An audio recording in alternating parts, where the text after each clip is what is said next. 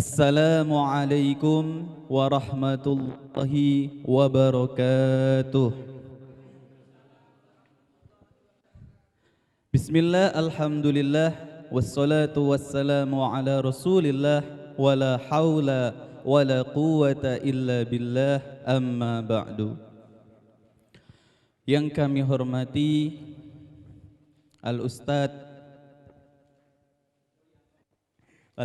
Puryanto dan para hadirin dan hadirat yang dimuliakan oleh Allah.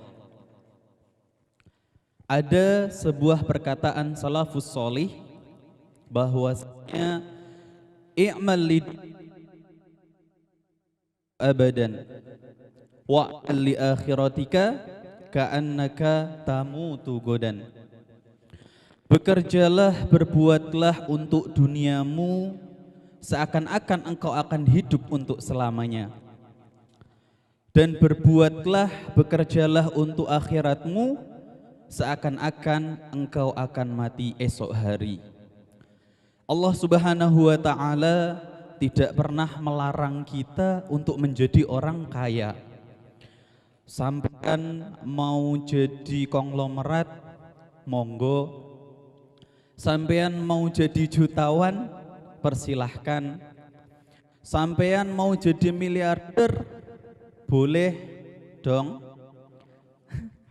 Tetapi kalau sampean mau jadi korun, boleh dong. Ya jadi korun enggak boleh. Masa jadi korun boleh. Kenapa kita tidak boleh menjadi korun, hadirin sekalian? Pelit. Karena korun adalah orang kaya raya yang banyak hartanya. Akan tetapi korun lupa bahwasanya harta yang ia miliki ada hak-hak yang harus ditunaikan. Suatu ketika korun diperintahkan oleh Nabiullah Musa alaihi salam untuk membayar zakat. Apa kata korun? Kata korun, bayar zakat, memberi sedekah itu hanya membuat kere atau membuat miskin. Lalu ia juga berkata bahwasanya Nabiullah Musa itu orangnya pamer, riya, karena hanya menyuruh saja orang-orang untuk membayar zakat atau memberikan sedekah. Hadirin yang dirahmati oleh Allah, korun lupa bahwasanya di dalam harta yang ia miliki ada hak-hak yang harus ditunaikan. Di dalam harta kekayaan yang kita miliki ada haknya orang fakir miskin, ada haknya yatim piatu, ada hak para janda, ada haknya majelis taklim masjid musola, ada. Tapi korun lupa bahwasanya harta yang dimiliki tidaklah murni milik dia sendiri, tetapi ada hak-hak yang harus ia bayarkan. Lalu apa balasan yang Allah berikan kepada korun? Allah tenggelamkan korun di telan bumi sehingga kita mengenal istilah harta korun, harta karun, yaitu harta yang diperoleh dari dalam bumi, biasanya disebut dengan harta karun. Hadirin yang dirahmati oleh Allah, lalu pertanyaan kita, apakah ada korun di zaman modern ini? Jawabannya adalah ada. Allah Ta'ala berfirman di dalam surat Al-Ma'un, a'udzubillahi minasyaitonirrajim, bismillahirrahmanirrahim. Ara'aital ladzi yukazzibu biddin. Apakah kalian melihat bahwasanya ada orang-orang yang mendustakan agama Allah? Fadzalikal ladzi, mereka itu adalah orang-orang yang menghardi anak yatim, enggan berbelas kasih kepada anak yatim, selalu melecehkan, menganggap rendah anak yatim.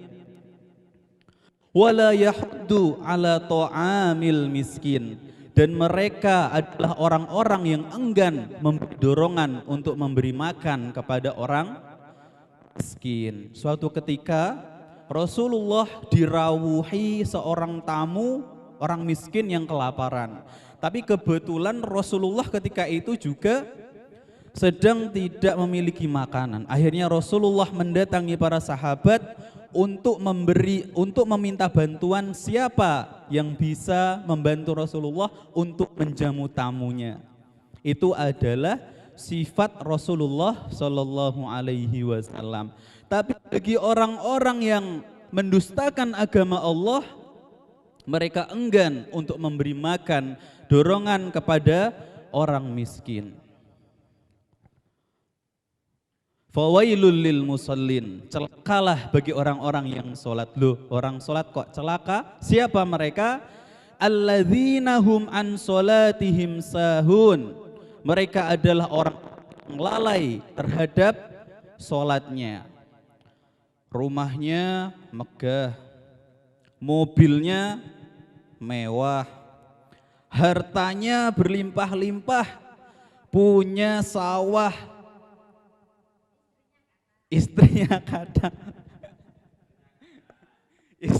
kata, sampai perhiasannya pun menyengser ke tanah. Tetapi ibu-ibu, bapak-bapak sekalian, di samping rumahnya ada gubuk reot, ada fakir miskin kelaparan, ada anak yatim yang terlantar. Mereka adalah alladzina hum yura'una wa yamna'unal ma'un. Mereka adalah orang-orang yang berbuat riya dan memberi larangan untuk memberikan bantuan kepada orang-orang miskin. Bapak Ibu sekalian, maka dari itu pelajaran atau hikmah yang bisa kita ambil dari cerita Qarun dan surat Al-Ma'un di atas, marilah kita menjadi hamba Allah yang sebenar-benarnya. Salat kita kerjakan, puasa kita laksanakan, haji kita tunaikan, sehingga kita menjadi hamba Allah yang bertakwa, yang insya Allah nanti kita akan memperoleh ridhonya, sehingga kita bisa masuk ke surganya. Amin ya rabbal alamin. Ibu-ibu, bapak sekalian yang saya hormati, pergi ke ladang menumpang mandi, kalau ada umur panjang bolehlah saya diundang lagi. Wabillahi taufiq wal hidayah. Wassalamualaikum warahmatullahi wabarakatuh.